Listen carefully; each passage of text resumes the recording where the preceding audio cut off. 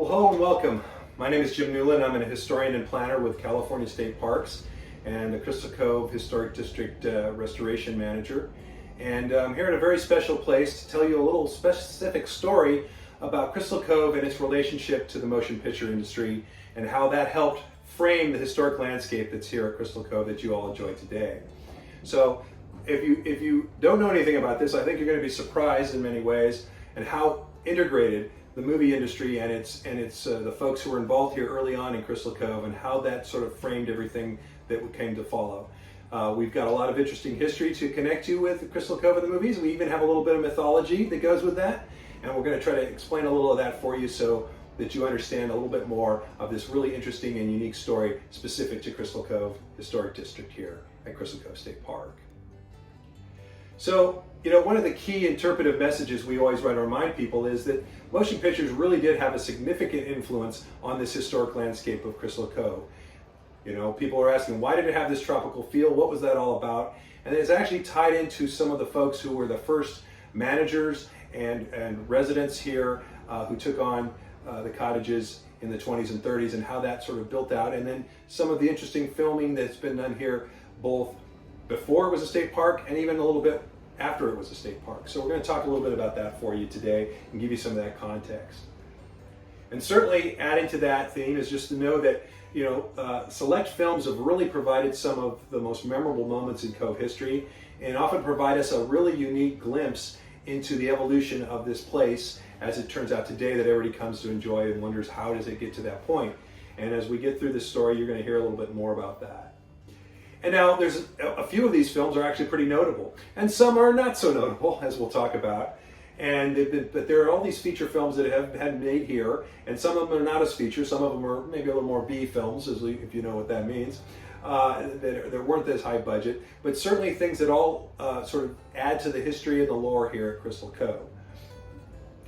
And certainly, the point is that we've had a lot of lists over the years of films and shows that reportedly were done here or scenes done here, and some of it we've been able to document, and honestly some of it we're not able to document so far at least, and so it may actually be some of this maybe myth as much as it is history, but it all still helps add to that lore and the storyline of why people might think some of those films might have been filmed here at different times in the past.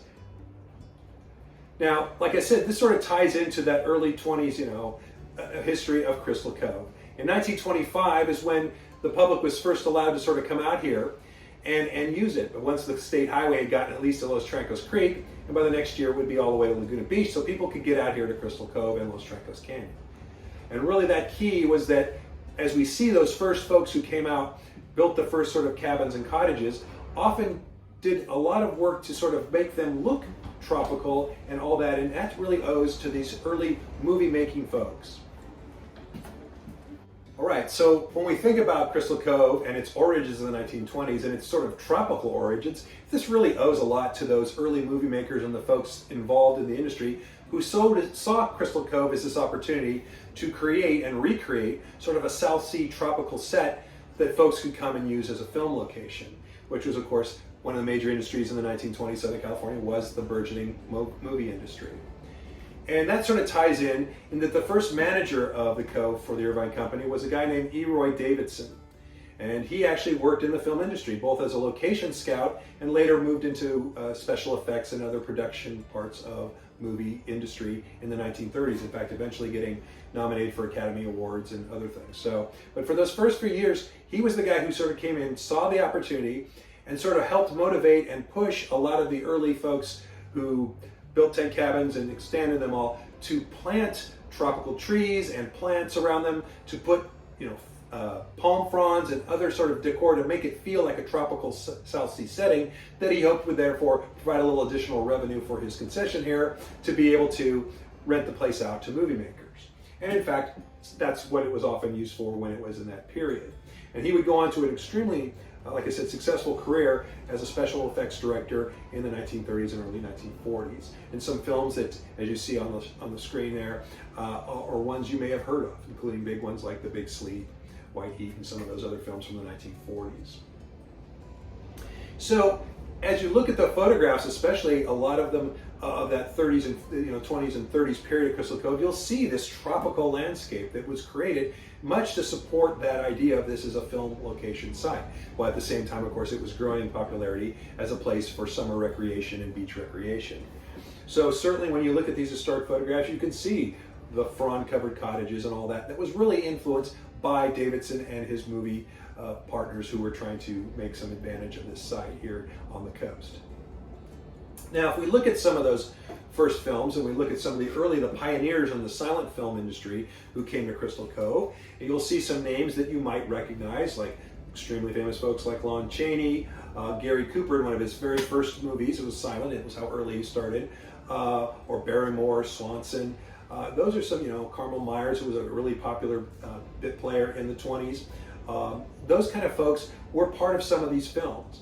And as you look at the list that we've provided for you of the 20s films, you'll note the ones that I have highlighted in red versus the other ones. The ones that are highlighted in red, we actually have some kind of documentation that in fact definitely some scenes were filmed here. The others we have from lists and from other people who believe it was, or there's references to them. The challenge with a lot of those movies, unfortunately, is most of them there's no copies left of those films, which is typical of a lot of silent films in the industry. Very small percentage of silent films actually still exist today. Those early film stocks were very volatile, big fire hazards and things, and so a lot of them never made it to being eventually transferred to safety film unless they were really popular and had value. A lot of the studios would just get rid of them. And so we still have more research to do to see if in fact some of these films do have some hard documentation that their scenes were filmed here. Sometimes it's a reference that they were filmed in the Laguna area, and other things that we sometimes still need a little bit more data to prove it. But in the meantime, we keep them on the list because that's part of the lore and the story here. Certainly by the 1930s, similar kind of thing. Some very popular films. You may have seen Treasure Island with Wallace Beery and Jackie Cooper. It gets played still all the time, a classic film. Or the Sadie Thompson story, which was redone by Joan Crawford and called Rain in 1932. A very dark, but one we pretty sure was filmed, at least some of the scenes were filmed here at Crystal Cove. But others with famous actors such as Edward G. Robinson or Humphrey Bogart. Not sure, but we have on the list because we sure hope maybe we can find one day that history. But either way, like I said, it adds to the sort of lore and the feel that Crystal Cove has this other side to it, beyond the wonderful stories of the families and the cottages, was this connection to the movie industry here. And of course, as we said, as the place got more busy and its heyday, certainly in the 40s, 50s, we see less and less films because people are pretty much staying here more often. They are controlling it, and they would have to approve the use of their cottage to a movie company or a filming company to do that. So we see less and less, though. One of the ones that we most notable films is from the early 1951, which is called Two of a Kind, sort of a mid-range film with two mid-sized stars, Edmund O'Brien and Lisbeth Scott, as well as a very young Terry Moore, who would go on to even more fame later on in her career in the 50s and 60s. And that film, this here, Cottage 13, is actually clearly in about half a dozen scenes, and you can clearly, all the exteriors. When they go through the doors, don't worry, you'll see it looks much bigger because the interiors aren't inside. The exteriors are only used. This cottage isn't even near that big if you ever got into it. But anyway, a really interesting story there, and a film that we can really document, and we've shown it here at times to folks just so they can see how the cottages were used as part of the filming industry. In the meantime, there were still films that came in, and some popular. We had one of the Herbie Rides Agains for all you Volkswagen friends and fun folks from the 70s, the Herbie series, and other films including stars like Peter O'Toole, and probably the most famous film was 1988's Beaches, and which starred Bette Midler and Barbara Hershey. Very renowned film, and pretty good documentation. Of course, since State Parks has owned the property in 1979, we have a little better documentation because it requires filming permits that we have records of. So we actually can document some of those. You'll see the list on the screen there. Some you may recognize, some you may not recognize, but that's the nature of the film industry, of course. They wish they were all big hits. That doesn't always work that way. But we still do get occasional filmer permits. We also get a lot of photo shoots and things. People want to come and use our landscape, and that's all part of the permitting process. that we allow them to deal with that. State Parks is required to allow and support the filming industry with our permitting program. So a lot of people don't realize that we don't charge site fees for that to help encourage the industry here in California. But so there's a lot of history that goes with us in the movies around here. So if your interpretive takeaways, if you think about the movies in Crystal Cove, that indeed movies did have a significant influence here on the historic landscape, right? And they provided some of our most very memorable moments in Cove history. And a few notable and of course not so notable feature films have been made here using this area, and Cottage 13, for example, which, like I said, very popular film like Beaches, more moderate film like Two of a Kind. You can come and see those. It's very clear those cottages were used, this cottage was used in those films, for example. And that some of our movie history may actually still be myth. We don't have full documentation, but it's still fun to sort of think about having folks like Humphrey Bogart and others on site somehow, maybe here at some time. So anyway, those are sort of some of the things to think about and really relay it. And of course, our final thing is movies really have added to the history, legend, and lore here at Crystal Cove, and it's all a lot of fun as well. Everyone loves to hear a little bit about how that magic is made with the silver screen. And Crystal Cove plays a pioneering role in it, and it plays a role in Crystal Cove.